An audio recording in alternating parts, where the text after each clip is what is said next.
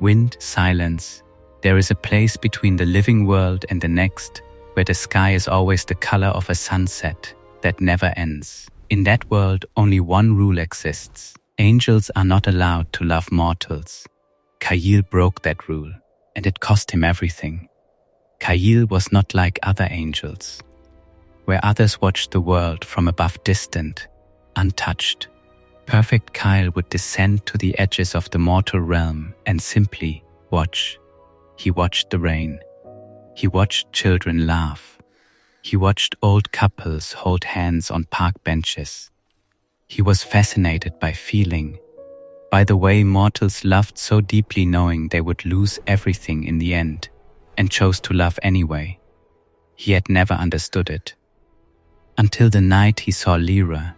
She was sitting alone in a field of silver flowers at the edge of the mortal world, the place where the two realms almost touched. She was a healer, a mortal girl with kind hands and a quiet strength that Kael had never seen before.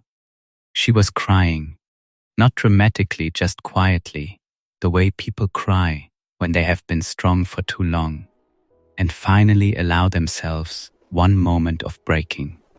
Kael descended without thinking. He simply could not walk away from someone crying alone. He landed silently behind her.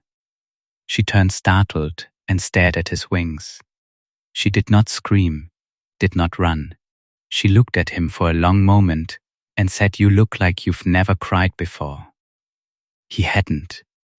He sat beside her in the silver flowers, and they talked until the mortal stars came out. He came back every night. He shouldn't have. He knew that. But he came back. They would meet at the edge of the silver field. She would bring food she'd cooked, bread still warm. He would bring feathers that glowed faintly in the dark, and she would hold them like they were the most precious things she'd ever touched. She taught him what rain felt like on skin. He showed her what the world looked like from above the clouds. She taught him what it meant to be tired truly, beautifully, mortal tired, after a long day of caring for people. He taught her the names of stars in the language angels use, that has no words for loneliness, because angels were never supposed to feel it.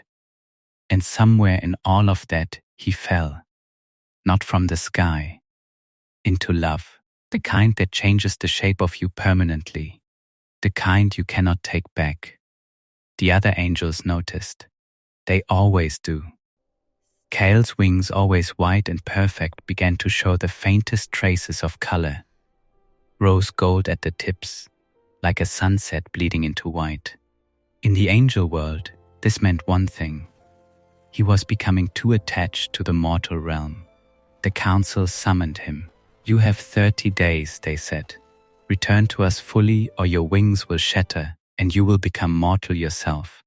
You will live one short human life, and then you will be gone forever." Kael went back to the silver field. Lyra was waiting. He told her everything. She took his hands. "Then stay," she said. "Stay with me." And he looked at her, knowing what it would cost, and said yes. The 30 days were the most beautiful of his existence. They watched every sunrise. They walked through every kind of weather. He learned how to feel cold and warmth and hunger. He learned what it meant to be held.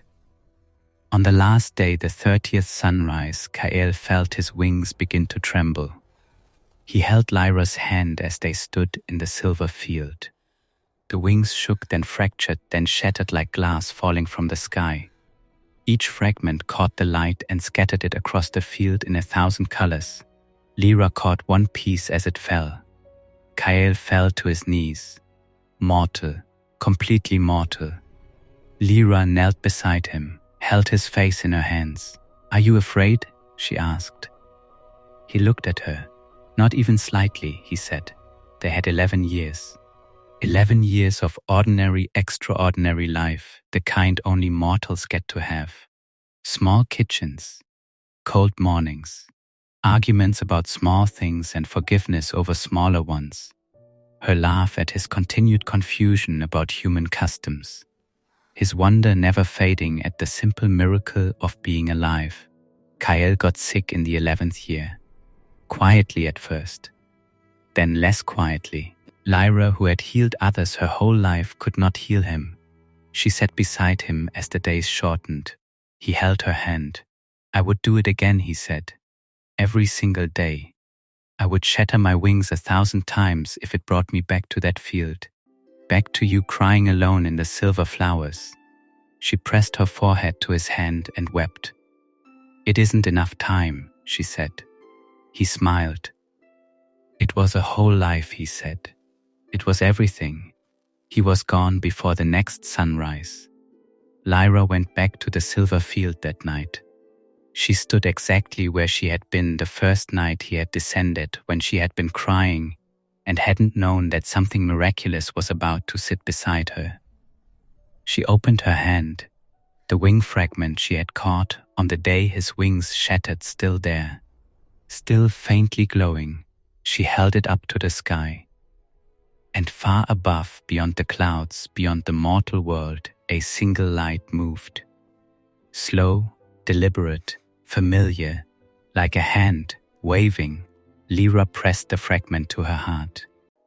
And for the first time since he left, she smiled. He gave up eternity for 11 years. She would have given 11 years for one more day. That is the only difference between angels and mortals. Mortals always know what time is worth.